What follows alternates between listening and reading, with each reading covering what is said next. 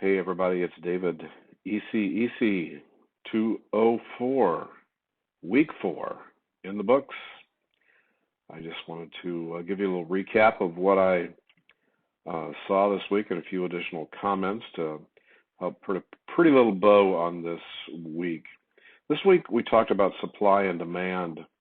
And one of the things you probably learned and you probably noticed this week is that economists love their little charts.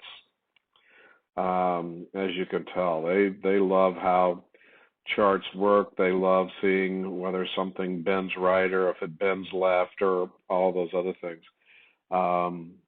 And my assumption is there will probably be very few, if any, of you who will make a living as an economist someday.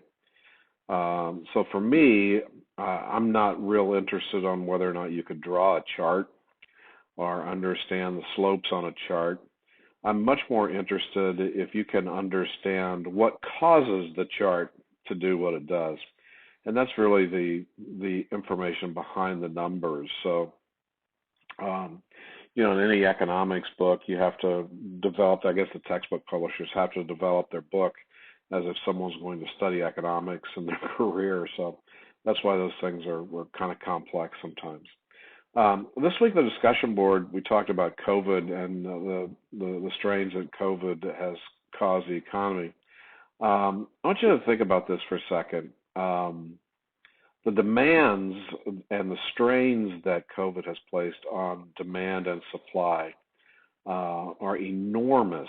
I can remember back in my grocery days, we would do our very best to make sure that as we were manufacturing, we would limit excess inventory because excess inventory costs money.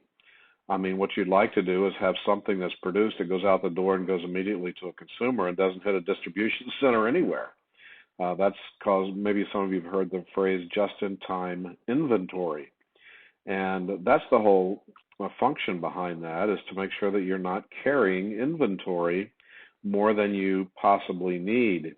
And the way that companies do that is they forecast to demand. We had at Gatorade, we had years and years and years of data on the different types of activities and the times of year. And so we knew what that would be. We knew what promotions would drive for us. And so we were able to develop pretty good forecasted demand for our products. Well, think about this. What happens when the forecasted demand is just blown up, all right? So COVID hits, we have the lockdown, and you work for Procter & Gamble in their paper products division, and you're manufacturing. There's a plant near my hometown of Cape Girardeau, Missouri.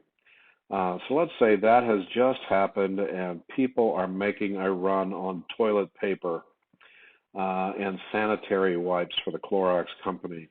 What happens? Well, you have empty shelves. Well, what happens to those empty shelves? Well, the inventory that's in the pipeline in the warehouses will fill those. However, manufacturing has to catch up because now all of a sudden manufacturing's behind. And so that's the challenge that we've been looking at in multiple industries over the last 2 years. The supply chain industries are caused by these tweaking in demand. My wife and I just placed an order for new furniture. The new furniture is not going to be coming from across the pond. It's going to be coming from North Carolina. But they've given us an estimate that it's going to take 6 months to get it to us at best. Okay? So when factories turn things back on, when that P&G factory turns things back on, or when manufacturing the furniture turns things back on, the supply chain is going to have to catch up. And that does not happen overnight, particularly when you have difficulty with workers and so on and so on. So the demand side, the supply side, both have strains going on at that point. So hopefully that helps you understand those components a little bit more.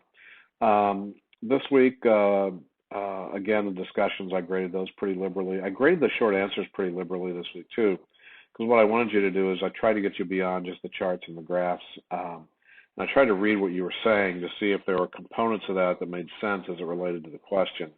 And so I graded those pretty liberally as well. Okay. Well, I appreciate your submissions this week and look forward to what you have to say in week 5. 3 more weeks to go. Chat with you soon.